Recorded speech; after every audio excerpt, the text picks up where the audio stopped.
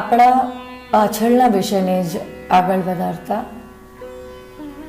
કર્મ ફલમાં ચોર્ય નથી, એના ઉપર વધારે પ્રકાશ આપવાની જરૂર છે. મને એવું લાગ્યું.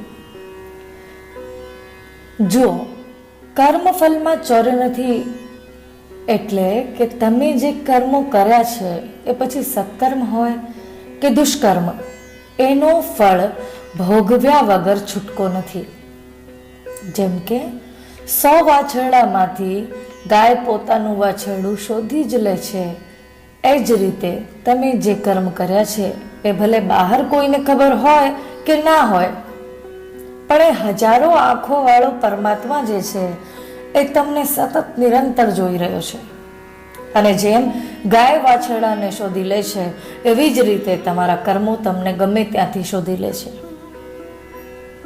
તમે જે પણ સત્કર્મ અને દુષ્કર્મ આ જીવન કર્યા, તો જરૂરી નથી કે આનું બેલેન્સ આ જ જીવનમાં પૂરું થઈ જાય.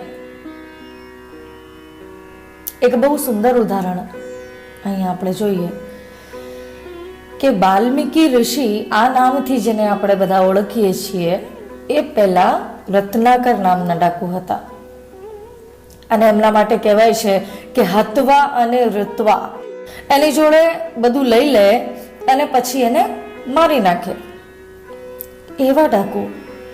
અને જ્યારે ઠાકુરજીની કૃપા થઈ, સંતનો સંગ પ્રાપ્ત થયો, તો એ પોતે ડાકુમાંથી સંત અને સિદ્ધ પુરુષ બની ગયા.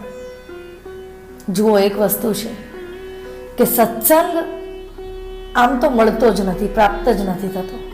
અને જો સત્સંગ પ્રાપ્ત થાય તો એ કોઈ દિવસ નિષ્ફળ નથી જતો. આ બે વસ્તુ સમજી લેજો. શાસ્ત્રકાર કહે છે કે પછી વાલ્મીકીએ 100 કરોડ શ્લોકોની રચના કરી છે. અને વાલ્મીકી રામાયણ, જેમાં 24,000 શ્લોક છે, એ પહેલા 100 કરોડ શ્લોકના સારરૂપ છે. નારદજીએ રત્નાકર ડાકુને રામ નામનો જપ કરવાની આજ્ઞા કરી, પણ દુષ્કર્મ કરતા કરતા એમની બુદ્ધિ એટલી ક્ષીણ થઈ ગઈ હતી કે એમને રામ નામ પણ યાદ ન રહ્યું. આ આટલું નાનું સરખું નામ એ પણ ભૂલી ગયા છે. આ સંસારનો નિયમ જ છે કે વધારે પાપ કરવાથી બુદ્ધિ ક્ષીણ થઈ જાય છે, અને સત્કર્મ કરવાથી બુદ્ધિ નિર્મલ અને કુશાગ્ર બની જાય છે. ધર્મશાસ્ત્રમાં બહુ સુંદર આજ્ઞા કરી છે કે તસ્માત પાપમ ન કુર્વીત પુરુષ સંશિત વ્રત પાપમ પ્રજ્ઞામ નાશયતિ ક્રિયમાણમ પુનઃ પુનઃ. એટલે કે પાપ કરવાથી આપણી બુદ્ધિ ક્ષીણ થઈ જાય છે, નિર્બલ થઈ જાય છે. અચ્છા, આપણી બુદ્ધિ કઈ વસ્તુ તરફ ખેંચાય છે એ વાત જોવાની છે. જેમ કે તમે ભણીને ડોક્ટર, એન્જિનિયર કે ચાર્ટર્ડ એકાઉન્ટન્ટ બની શકો છો, પણ જ્યાં સુધી પૂર્વજન્મના સંસ્કાર ના હોય અને જીવનમાં તમે સત્કર્મ ના કર્યા હોય, ત્યાં સુધી તમે ભગવદ ભક્ત નથી બની શકતા. ભક્ત એ સંસ્કારથી અને એ માના પેટમાંથી જ જન્મ લે છે. એક વસ્તુ સમજો કે સોનાની કિંમત વધારે હોય કે લોખંડની? સ્વાભાવિક વાત છે ને કે કિંમત તો સોનાની જ વધારે છે, પણ મેગ્નેટ એ સોનાને પોતાની તરફ નહીં ખેંચે, એ લોખંડને જ ખેંચશે. એટલે આપણી બુદ્ધિ પણ આવી થઈ ગઈ છે કે જેની અંદર આ સાંસારિક તત્વો આરામથી ઉતરી જાય છે, પણ પ્રભુ અને ભક્તિ, આવા બધા તત્વો આ બુદ્ધિમાં ઉતરતા જ નથી. વાલ્મીકીએ એમના જીવનમાં ઘોર તપશ્ચર્યા કરી અને એટલા વિદ્વાન થઈ ગયા હતા. રામાયણની પણ રચના કરી, તો પણ એમના કેટલા દુષ્કર્મો બાકી રહી ગયા હતા, એનું ફલ ભોગવવાનું બાકી રહી ગયું હતું.